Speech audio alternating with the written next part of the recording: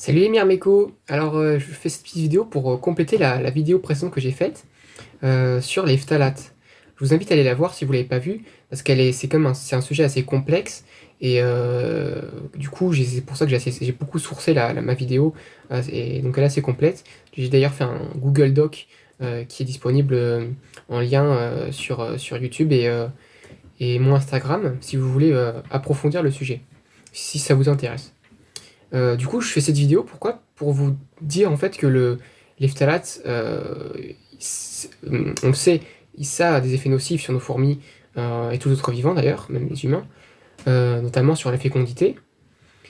Mais il ne faut pas être non plus trop alarmé, disons, parce que ça ne va pas nous faire mourir. Et puis de toute façon, il y a une certaine fatalité dans le fait qu'on a du plastique tout autour de nous. Si déjà, avec nous les humains, on a du mal à s'en défaire, c'est sûr que c'est compliqué pour nos fourmis. Et puis, de toute façon, on a tous commencé par là. Des nids en plastique, hein, que ce soit, comme moi, des trucs tout simples, hein, de chasse à jouet club, ou même du fourmiome, hein, personnellement. Mais en tout cas, voilà, on a tous commencé par des nids en plastique, puis certains, d'ailleurs, on continue encore beaucoup, etc. Mais moi, du coup, je vous invite à réfléchir déjà du coup, sur cet effet nocif sur nos fourmis.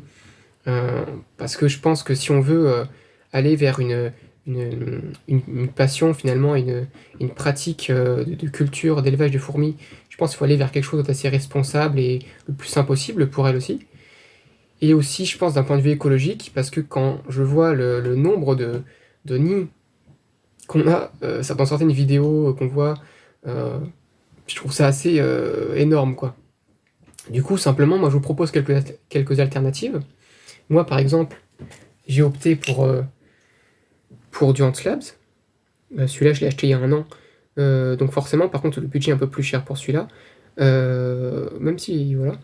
Enfin bref, des nids en verre comme ça, bon, mais ça coûte un peu plus cher, donc c'est pas forcément l'option la meilleure pour n'importe qui. Et aussi, là, c'est qu'un tube, donc forcément, et personnellement, il va falloir que j'aille pour mes fourmis vers des nids après plus grands. Mais sinon, il y a plein d'autres sites, d'autres entreprises qui mettent, enfin, qui font des nids en bois, des nids en sable, parfois même en terre, même si là, il y a plus de risques au niveau peut-être pathogènes, micro-organismes, etc. Enfin, vous connaissez tous les soucis qu'il peut y avoir de ce côté-là. Mais en tout cas, je veux dire, le plastique, c'est pas une fatalité, même si on a beaucoup de nids en plastique, en plexiglas, en acrylique, il y a aussi les nids en béton cellulaire, etc. Beaucoup de choses plus ou moins toxiques, plus ou moins nocives, qui ne vont pas forcément faire mourir vos fourmis, mais qui peuvent avoir des conséquences à long terme nocives, surtout si vous voulez des grosses colonies, quoi. Si vous restez sur des petites fondations, ou voilà, parce qu'il y en a beaucoup qui sont satisfaits de ça, et ben formidable, hein, après tout, enfin, on est tous passionnés, donc le fait d'avoir nos fourmis, c'est déjà super. Mais je pense que pour ceux qui veulent des fourmis, des colonies plus conséquentes, avec vraiment des nids géants, etc. Et ben là, je pense qu'il faut commencer, je pense, par quelque chose de plus sain. Et donc, mais il faut le réfléchir, bien sûr, au préalable, avoir une certaine gestion, etc. Du coup, je vous invite vraiment à y réfléchir, et même d'un point de vue écologique, comme je le dis, peut-être de diminuer les nids en plastique. Parce que je trouve qu'on est quand même une belle communauté assez fournie.